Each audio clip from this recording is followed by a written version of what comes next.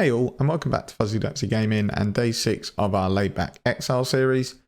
So to quickly recap, we've got 8 Watchstones, we're on a suboptimal 6-link skeleton setup, but we have got the Essence nodes and the Invasion nodes unlocked in Lyra Arthane, which gives us good options for farming for gear and essences.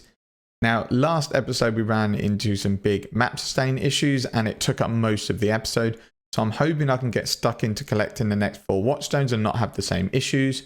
We do have quite a few low tier maps that we need to get finished for completion, so that'll take up the first 20 to 25 minutes of gameplay. Probably won't show that footage as it's low tier content and not particularly exciting when this build can easily handle the early maps. I'm interested to see how this build copes in its current state in red maps. I have a feeling we're going to need to respec into some more minion resistances, max resistances, and maybe minion life, because I think in early tier red maps, the state the build's in at the minute, I think our zombies and even our skeletons might start dying really quickly. So the goals for today are really simple. Get some more map completion and then get Watchstones 9 to 12, or at least start collecting them.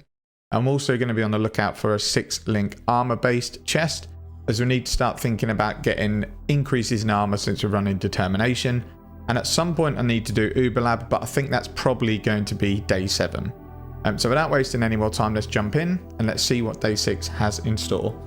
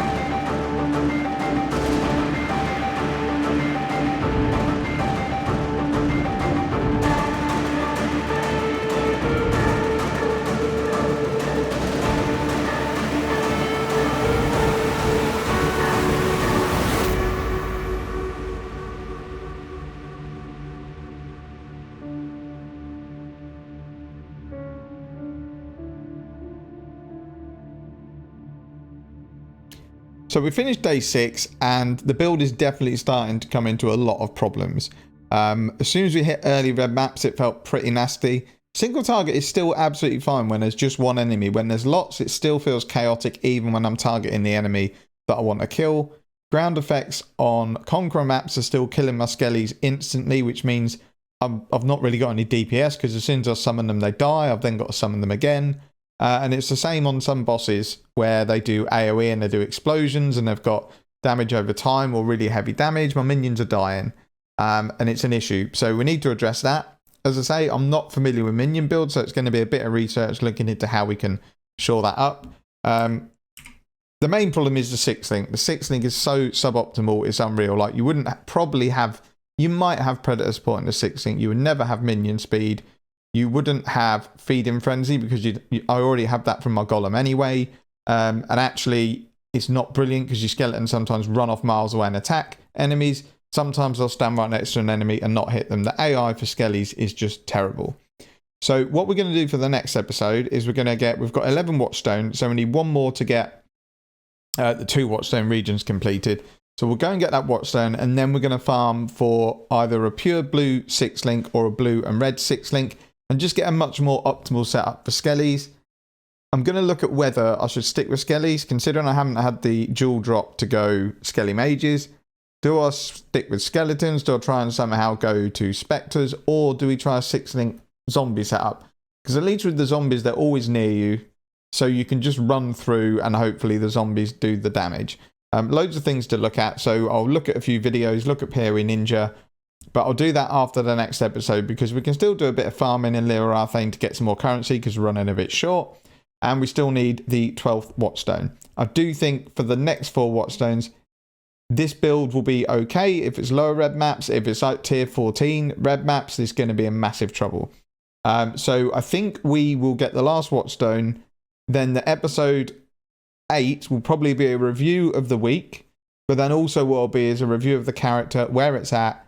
And really, I'll probably just document and record the process of me looking at how to improve the build and where we can go with it. Because I'm pretty sure my tree will be suboptimal because I've just done it as we've gone along. The links definitely are, but I'm sort of hampered a bit by the 6 link that I've got. So there's tons that we can do, and I'm 100% sure this build's going to clear the Atlas.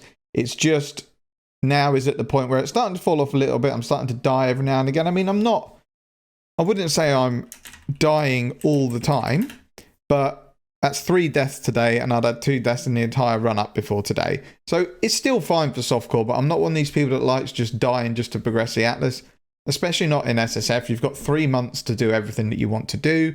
I want to level this character up and make it feel nice to play, not, I don't care how many times I die in a map. I've got 6 portals as long as I can clear T14s. For me, it's not a fun way to play. So we got through the content today. It was a bit of a struggle. So we'll see what tomorrow brings. Again, thank you very much for watching. Take care and see you in the next video.